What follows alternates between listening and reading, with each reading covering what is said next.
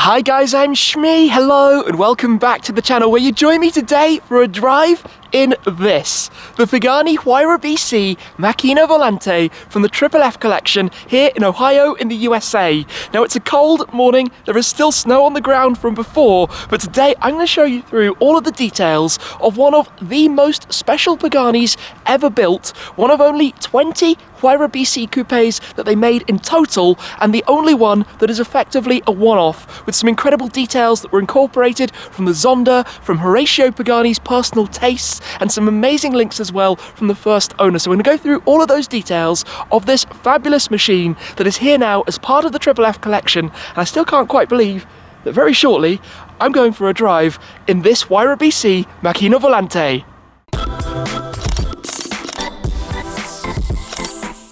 Let's start with a walk around to go through all of the details that make this car quite so special, and believe me, there are a lot of them when it comes to the Pagani Huayra BC Macchina Volante, known also as the Huayra MV-BC. The car has been incredibly well thought out, but I might have to keep this quite brief. As you can probably tell, it is absolutely freezing. There are even some small snow flurries at the moment, and I'd quite like to hop on board, get it started up, get the heating on, and take it for a drive very shortly. But where do we really begin? This car has a number of unique exterior components, from the mirrors to the chimneys for the engine cooling to an exclusive rear spoiler. It also has more power than the standard BC from the 6-litre twin-turbocharged V12, and a totally bespoke exhaust system created for it as well. Even the interior has extensive customizations, and the name has a great story behind it as well. Now, the BC followed up the original Pagani Huayra, the second model that Pagani had created. They made 100 of the coupes as per this car with the Gullwing doors. The 20 of these then followed, named after Benny Caiola, hence the BC, who was a close friend of Horacio Pagani, but also the first customer back in 1999 of a Pagani Zonda that really got the company started. They've also gone on to make the Huayra Roadster, again 100 cars, followed by 40 of the Roadster BCs, so this is pretty special. We've seen some other models like the Huayra Imola, or rather the Imola I should say, of which there are 5, but this of the 20 BCs is by far the most exclusive. From the appearance on the outside, we've got the full visible carbon fibre with the navy blue and the black sections, the painted pinstripes that you can see all around, but things like, for example, the mirrors here, the wing mirrors, are actually from the Zonda as opposed to the normal mirrors that you would find on the Pagani Huayras, finished as well with the tricolore of the Italian flag. If we come round, these chimneys, as they're known, sitting over the rear quarter panels,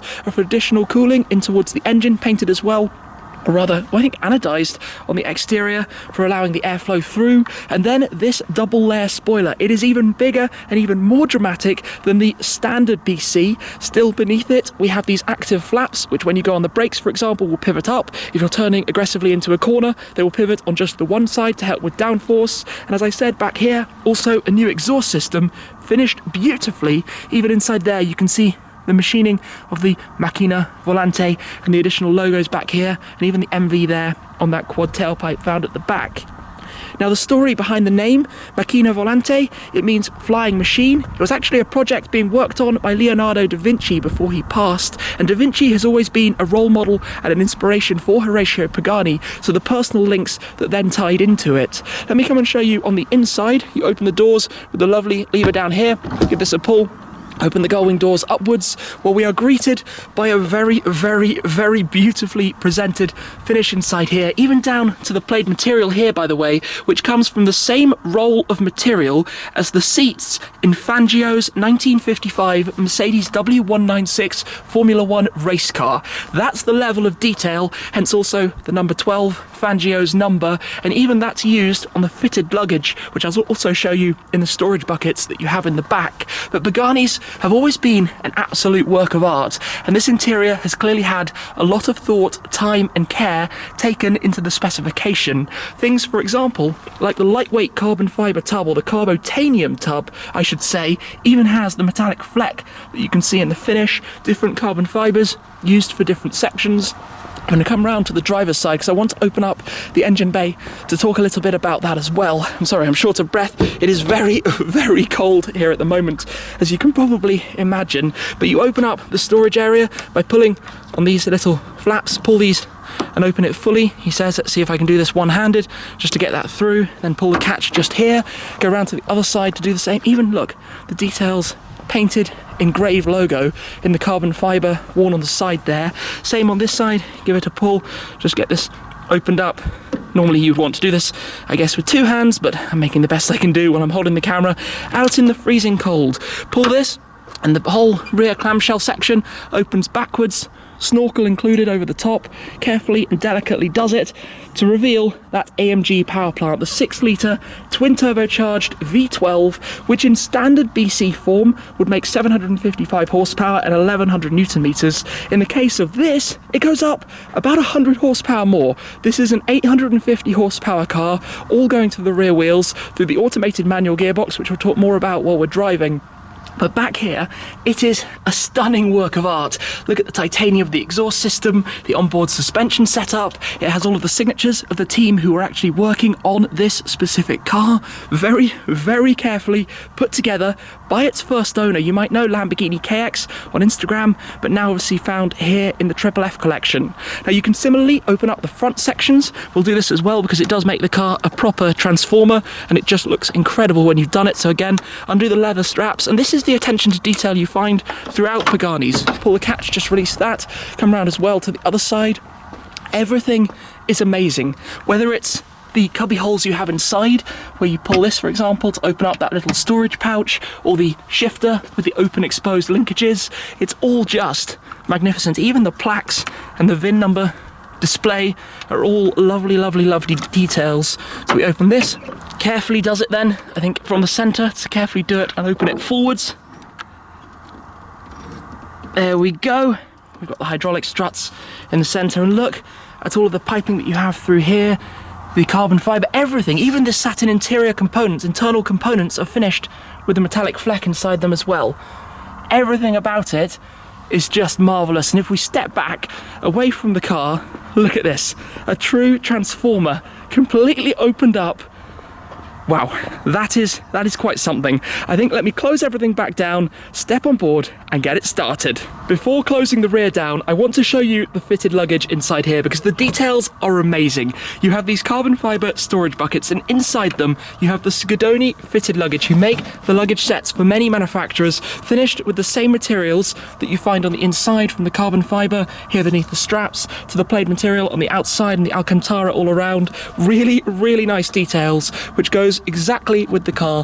Fit that carefully back in there, close this, and then I'll be able to close it all back up. And of course we also have the other additional bags sitting behind the seats. Just look here though, everything about it, from the plaques to the carbon fiber, the additional storage with these little pieces you pull to open them up, everything. It's a work of art as much as it is a car. Anyway, let me get this closed and then let's get it started.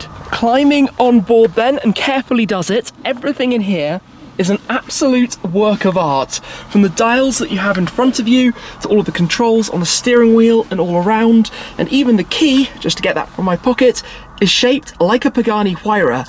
The way this works actually is that you take off the top section, which can be stowed on a little holder just down there beneath the shifter. The other part of the key you pop in, turn to the right to turn on the ignition, and then turn it all the way with the foot on the brake to start it up. Listen to that V12. Cold start sequence definitely running. Pull the door down, not too hard to reach up to that. And then cocooned inside the Huayra BC. Of course, at the moment we're in the wet mode. I will hopefully try the different driving modes. They actually change the appearance of the central screen, but I'd rather think that with the conditions today, we should probably be safe and sensible. We've got the shift paddles on the back, but yeah, this is it. Time to drive the BC Macchina Volante. I'm cruising along at the moment. We are in wet mode, we're in automatic, we're in 7th gear, but even like this, I had forgotten quite how brutally hardcore and race car-like the Huayra is.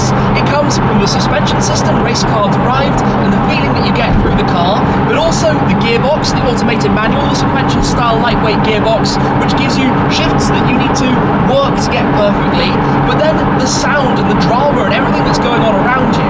Now if I turn it up on the selector here, we go through comfort, let's say into sport mode, and you'll have to excuse the occasional beep that it tells us that it is very, very cold right now. I think we can tell that from how chilly my hands were just before. But start to drop down through the gears. Let's go down into 3rd gear, for example, here. accelerate a little bit. We've actually got a traffic light right in front of us. But the sounds and the drama and the feel, this is a hardcore, crazy thing to experience. And the beauty, I guess, of having a traffic light is we're going to have a clear road to accelerate out in front.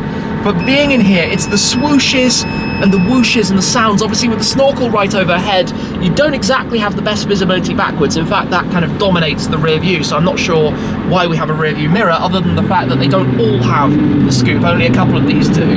But through first gear,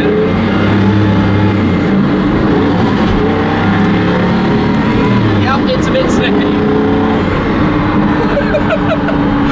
It's very, very slippy. So cautious is the name of the game, but the sounds as well, if we can start listen to that, the pops and bangs. So I lift off in third gear, the sounds that you get. In fact, let's lower the windows with this beautiful toggle here. Oh, down to first already, but you get those bangs and just crazy sounds out of it. And to put the car into neutral, you push it to the left. Now we're in neutral. Listen to that!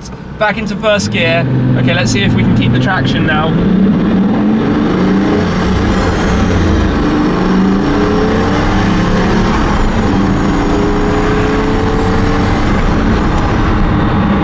It's mad. As it's warming up as well. Full concentration mode, because this is a lot of drama. Everything going on around you is a lot to take in. You have to remember things like the indicators on the steering wheel. And I've now got the car in manual as well. You have a button on the steering wheel to toggle it between automatic and manual just there. And then back on the power a little bit. I mean, it's a lot of power, perhaps an amount of power I wasn't really expecting, slightly overwhelming, and therefore in these conditions I just have to take it a little bit easily, because I want to bring this car back to the Triple F collection in the same state I picked it up. But just experiencing it's such a mad machine, and I'd perhaps forgotten that. I mean, with an open stretch of road in front of us, to put the foot down again a touch. Absolutely mad. Absolutely and totally mad when it comes to experience, drama, involvement, and the overall craziness of a car. And this is a surprise. This is so much more of an overwhelming thing to drive than I was expecting today. Obviously still being careful about it. Let's put the car into race. So we've still got traction on, but recommended for track use only. We've actually got some really cool scenery around here. The shifts get a little bit sharper. The bangs seem to get a little bit louder as well as the car's getting warmer. I'm getting a little bit more familiar as well with exactly how to drive this. Because obviously you have to fluctuate the throttle pedal as you shift. It's like as if you're manually shifting, but of course in this case we've got this beautiful work of art. You could shift with this. Oh, that's cool. That's really, really cool. Accelerate a little bit. That's it letting me know that it's cold right now. Yep, we can definitely tell it's cold. This is such a cool experience. It's a wild thing, and I think I have been lucky enough to drive the BC before. I drove my friend Mike's car out in California, and I also drove my friend Greg B's in Italy. Drove very briefly for a couple of kilometers. But this is really like, it's a wild thing. You have to, you can feel there, for example, that it's a race gearbox coming to a stop in first. It's not that comfortable doing so, because this car wants to be driven in anger, and I feel like actually driving it on roads like this, normal roads as we are at the moment, it's not the happiest. It wants to be pushed much, much, much harder than we can here.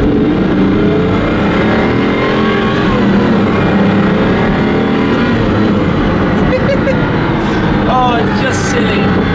It's just brilliantly silly. I want to see if I can work out how to make it pop some more. Let me put the window down a touch, not all the way, because it's so cold outside. There we go. And just play around with this. The sound of the swooshes over my shoulder. Maybe you can take a listen outside on the passenger side. You get these amazing, amazing swooshes. That's actually really cool. It's just very cold and probably a lot of wind noise. Up into third gear. There we go. You get more bangs when you're in third. Oh, there we go.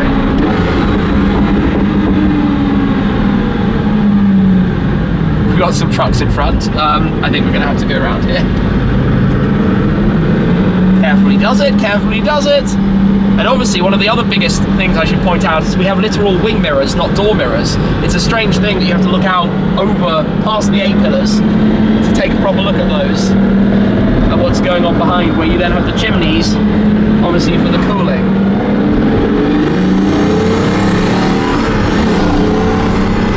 It's brutal. It's so brutal and hardcore. And that's what I wasn't expecting from this.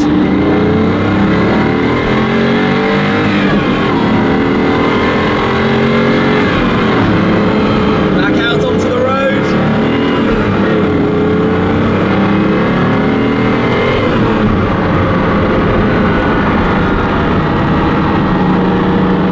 It's really crazy.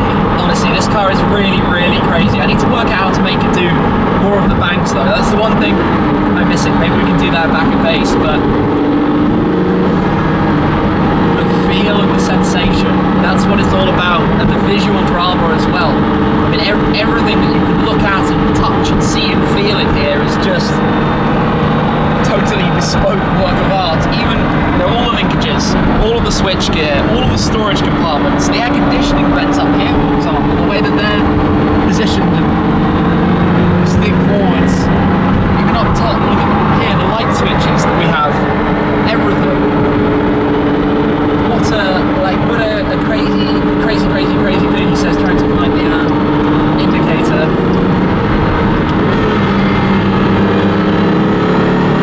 Overwhelming senses of everything.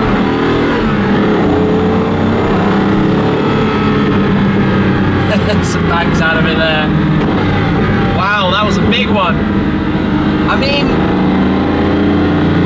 this has been a really, I think in a way, eye-opening experience as to what the Huayra BC is about. As a sports car,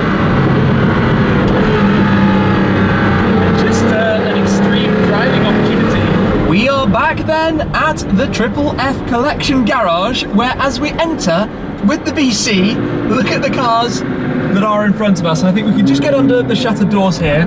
The Sabre centre stage, flanked by the Koenigsegg Regera and the McLaren P1, and some of the other cars behind. Carefully does this. I do not want to go straight into the Sabre. There we go, tuck it forwards. This is just bonkers. You've got the park brake just down here. Press that, I think. Obviously we can open up the door with the exhaust facing towards the exit. It's just going to beep to, I guess, to let us know. The beeps that it makes are quite interesting, we could say. It loves to let you know if seatbelts are off, doors are open, or anything like that. But the sound of this thing...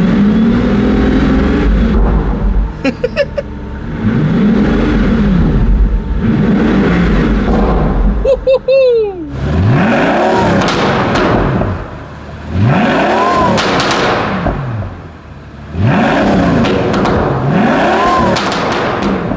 That noise and the bangs that it makes out of the exhaust when you build up the revs are just absolutely crazy. Of course, sat back here though, I probably should put the car back into wet mode for the next drive. We had it in race there towards the end, and then to turn it off, yep, we've got the beeps going on, seatbelt off, door open, all sorts of things. A simple turn of the key and the car is off. Take that, take the top part of it as well, put those back together.